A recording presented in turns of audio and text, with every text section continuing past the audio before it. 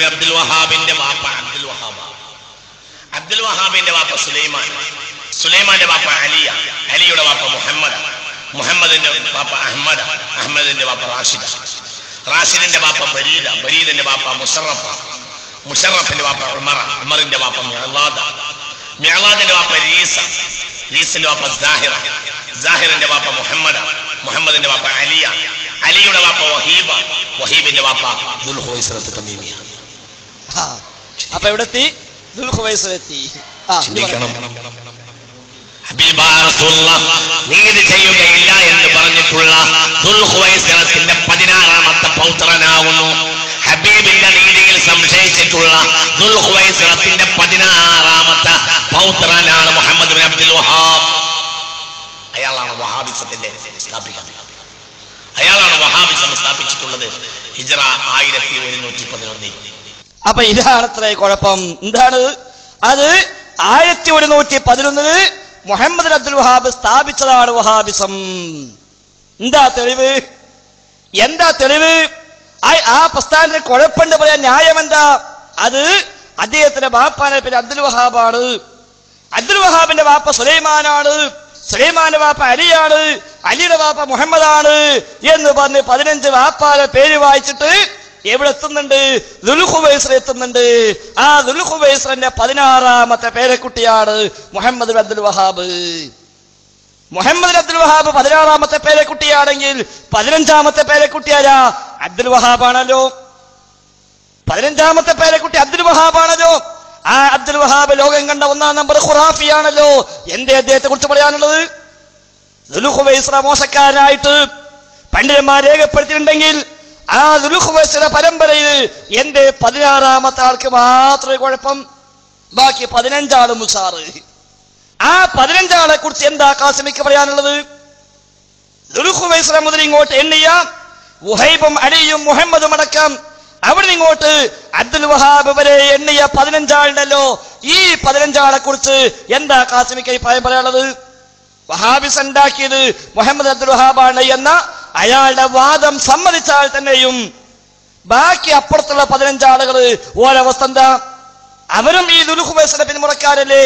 അപ്പൊ ഓരൊക്കെ ഈ ഖുറാഫാത്ത് പ്രചരിപ്പിച്ചിട്ടുണ്ടെങ്കിൽ ഒരു കുഴപ്പക്കാരൊന്നല്ല എന്നാണോ ന്യായീകരിക്കുന്നത്?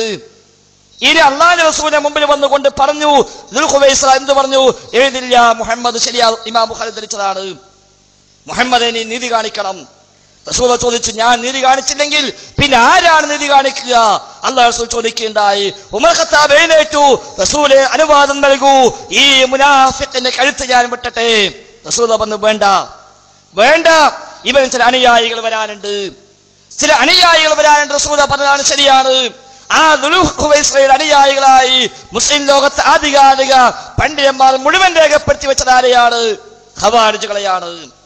അലി ഇബ്നു അബീ ത്വാലിബ് റളിയല്ലാഹു അൻഹു നെഹ്റുവാൻ യുദ്ധത്തിൽ വെച്ച് ഖവാരിജുകളുമായി ഏറ്റുമുട്ടിയപ്പോൾ ഈ പറഞ്ഞ ലക്ഷണങ്ങള് അല്ലാഹു റസൂൽ പഠിപ്പിച്ചു കൊടുത്ത ഏതാനും ലക്ഷണമുണ്ട് ആ അനുയായികൾ തിരിച്ചറിയാൻ. ആ ലക്ഷണം നോക്കി ആളെ തെരഞ്ഞു പിടിച്ച് അവരുമായി ഏറ്റുമുട്ടി എന്നല്ലേ ഇമാം ബുഖാരി അതേ ഹദീസിന്റെ ബാക്കി ഭാഗത്ത് രേഖപ്പെടുത്തി നമുക്ക് കാണാൻ സാധിക്കുന്നത്. അതോ റസൂല പറഞ്ഞിട്ടുണ്ടോ ദുൽഖുവൈസറിന്റെ സന്താന പരമ്പരയില് 16ാമത്തെ ആള് മോശക്കാരനാണ് എന്ന് പറഞ്ഞിട്ടുണ്ടോ? ഉണ്ടെങ്കിൽ അത് പറയട്ടെ ഖാസിമി. ഇതിപ്പോ പരമ്പര ആർക്കുണ്ടാക്കി വായിക്ക ആണ് എഴുതി കൂട്ടാന്നിട്ടാ ഇയാളെ വാപ്പന്റെ ആള് അയാളെ വാപ്പന്റെ ആള് ആണ് എന്നോ അല്ല എന്നോ പറയാൻ പ്രത്യേകിച്ച് തെളിവൊന്നുമില്ലല്ലോ. അങ്ങനെ പരമ്പര നോക്കി തള്ളുകയാണെങ്കിൽ ആരെ കൊല്ലാണ്ടാവാ ഖാസിമിക്ക്? ആലുവയിലുണ്ടല്ലോ ഒരു സുൽത്താൻ ഷാ ഖാദ്രി എന്ന് പറയുന്ന ഒരു ആലുവ ഷെയ്ഖ്, ജീലാനി ത്വരീഖത്ത് അവരിറക്കുന്ന ജീലാനി സന്ദേശം എന്ന മാസികയില് പാണക്കാട് ശിഹാബ് തങ്ങളെ കുറിച്ച് എഴുതി. ശിഹാബ് തങ്ങളെ പരമ്പര ശിയാക്കളാണ്.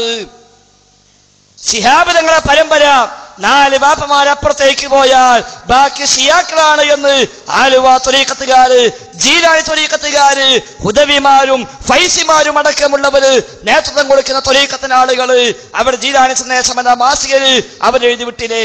എന്താ ഖാസിമി പറയാ? ഖാസിം എന്താ പറയാ? നമ്മുടെ നാട്ടിലെ കേരളത്തിലെ മുസ്ലിമീങ്ങളുടെ മുഴുവൻ പരമ്പര എടുത്ത് നോക്കുക, ആരാണ്ടാവുക? ആ പരമ്പര ഉദാഹരണമായിട്ട് റഹ്മത്തുള്ളാഹി ഖാസിമിന്റെ പരമ്പര നമ്മൾ പരിശോധിച്ചാൽ ചിലപ്പോ അദ്ദേഹത്തിന്റെ വാപ്പ ഒരു പക്ഷെ ഒരു മുഹമ്മദ് ആയിരിക്കാം, മൂപ്പര് വാപ്പ അഹമ്മദ് ആയിരിക്കാം, മൂപ്പര് വാപ്പ അബൂബക്കറായിരിക്കാം, അദ്ദേഹത്തിന്റെ പിതാവ് ഒരു പക്ഷേ മറ്റൊരു മുഹമ്മദ് ആയിരിക്കാം. ഒരു 4 വാപ്പ അപ്പുറത്ത് പോയാല് പിന്നുള്ള വാപ്പ രാമൻകുട്ടി ആയിരിക്കാം. അത് ശരി, രാമൻകുട്ടിന്റെ വാക്ക് ഇയാളല്ലേ, ശരിയാവൂല എന്ന് പറയോ? അതല്ലേ ഉമർ ഖാദി ചോദിച്ചത്.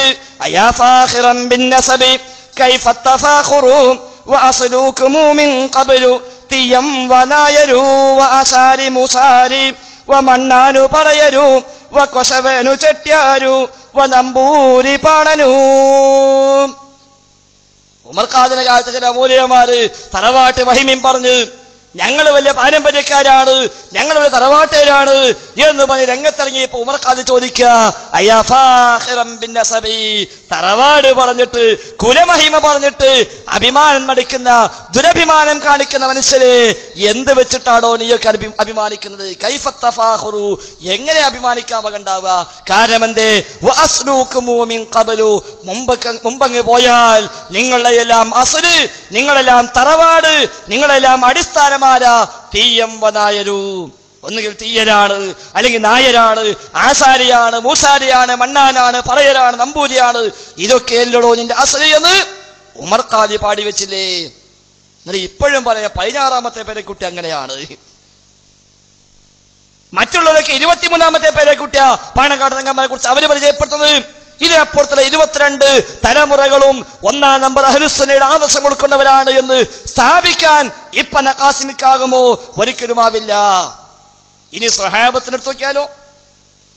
റഹ്മത്തുള്ളാഹി ഖാസിമി ഉള്ള ഇക്കാലത്ത് ഇക്രിമ റളിയല്ലാഹു അൻഹു വരികയാണെങ്കിൽ ഖാസിം എന്താ പറയാ? ഇങ്ങളെ നമ്മള് കൂട്ടില്ല. കാരണം എന്താ? നിങ്ങളെ വാപ്പാര അബൂജഹൽ, ഇക്രിമന്റെ വാപ്പാര അബൂജഹല്. അബൂജഹലിന് വേറെ കുട്ടിയില്ല, അബൂജഹലിന്റെ മക്കളില്ല, അതൊന്നും നമ്മൾ കൂട്ടൂല എന്ന് പറഞ്ഞ് തള്ളോ ഖാസിമി? എന്നിട്ടിങ്ങനെ പരമ്പര വായിച്ചിട്ട് എന്താ?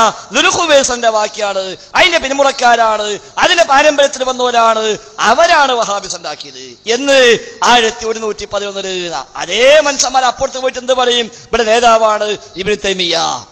ഇബ്നു തൈമിയ്യ എന്നേതായി? ഇബ്നു തൈമിയ്യ 8-ാം നൂറ്റാണ്ടുകാരനാണ്. 1111 സ്ഥാപിച്ച വഹാബിസം എന്ന പ്രസ്ഥാനത്തിന് എങ്ങനെയാണ് ഖാസിമടക്കമുള്ള മുസ്ലിയാക്കന്മാര് 8-ാം നൂറ്റാണ്ടിൽ നേതാവുണ്ടാകുക? ഇബ്നു കസീറും ഇബ്നു ഖയ്യിമും ഇബ്നു തൈമിയ്യയും അടക്കമുള്ള മഹാരഥന്മാരായ പണ്ഡിതന്മാർ അവരൊക്കെ ഇതിന് നേതാക്കന്മാരായി പരിചയപ്പെടുത്തുന്ന മനുഷ്യന്മാരുണ്ട്. ഇനി അബ്ദുൽ വഹാബും ആ അബ്ദുൽ വഹാബിന്റെ മകൻ മുഹമ്മദ് ബിൻ അബ്ദുൽ വഹാബ് 7-ാമത്തെ വയസ്സിൽ ഖുർആൻ ഹിഫ്ളാക്കിയ മഹാന. 7-ാമത്തെ വയസ്സിൽ ഖുർആൻ ഹിഫ്ളാക്കിയ മഹാനാണ്. 10 വയസ്സായപ്പോഴേക്ക് ഇസ്ലാമിലെ വിശുദ്ധമായ ഗ്രന്ഥങ്ങൾ പലതും ഓതിപ്പടിക്കാറ്, അത് മനഃപ്പാഠമാക്കാൻ ഭാഗ്യം കിട്ടിയ മഹാനാണ്. ആ നാടുനാകെ തൗഹീദിന്റെ പ്രകാശം പരത്തിക്കൊണ്ട് ദഅവത്തുമായി മുന്നേറിയ മഹാനാണ്. അദ്ദേഹം ദഅവത്തുമായി ഇറങ്ങുന്ന കാലത്ത് എന്താണ് റിയാദിലെയും പരിസര പ്രദേശങ്ങളെയും അവസ്ഥ?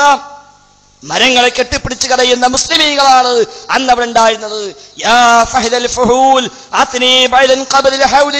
എന്ന് പറഞ്ഞുകൊണ്ട് പല മരങ്ങളെയും കെട്ടിപ്പിടിച്ചുകൊണ്ട് 1 വർഷം തികയുന്നതിന് മുമ്പ് എനിക്കൊരു ഭർത്താവിനെ തരണേ എന്ന് പ്രാർത്ഥിച്ചിരുന്ന മനുഷ്യന്മാരെ നോക്കിയിട്ടാണ് മുഹമ്മദ് അബ്ദുൽ വഹാബ് പ്രഖ്യാപിച്ചത്, സമൂഹമേ ഇത് അബദ്ധമാണ്, ഇത് തെറ്റാണ്, ഇത് അബദ്ധമാണ് എന്ന് പറഞ്ഞുകൊണ്ട് അത്തരം മരങ്ങളെ വേരോടെ പിഴുതെറിയാൻ ശ്രമിച്ചവരാണ് മുഹമ്മദ് അബ്ദുൽ വഹാബ് ഇമാമുദ്ദഅവ റഹിമഹുല്ലാഹ്.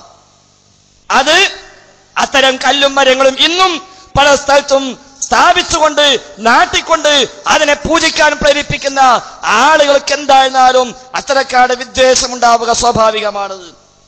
നാട്ടുകല്ലിങ്ങനെ കല്ലും പാലക്കാട് പുത്തരിപ്പാടത്തെ മരവും അടക്കമുള്ള കല്ലും മരങ്ങളും ആരാധിക്കപ്പെടുന്ന വിളിച്ചു പ്രാർത്ഥിക്കപ്പെടുന്ന വസ്തുക്കളായി മാറിയ ചുറ്റുപാടിൽ അതേപോലെ അമ്പിയാവും ഔലിയാവും അല്ലാത്തവരുമായവരുടെ ഖബറുകളെ ആരാധനാ കേന്ദ്രമാക്കി മാറ്റിയ ആളുകൾ ജീവിക്കുന്ന ചുറ്റുപാടിൽ അത്തരം വരുമാന മാർഗം കൊണ്ട് സ്ഥാപനം നടത്തുന്ന ഖാസിം അടക്കമുള്ള മുസ്ലിയാക്കന്മാർ ജീവിക്കുന്ന കാലഘട്ടങ്ങളിൽ സ്വാഭാവികമായും അതിനെതിരെ അന്നു പറഞ്ഞ പണ്ഡിതന്മാരെ തെരഞ്ഞുപിടിച്ച് ക്രൂശിക്കാൻ ശ്രമിക്കുമെന്നത് സ്വാഭാവികമാണ്.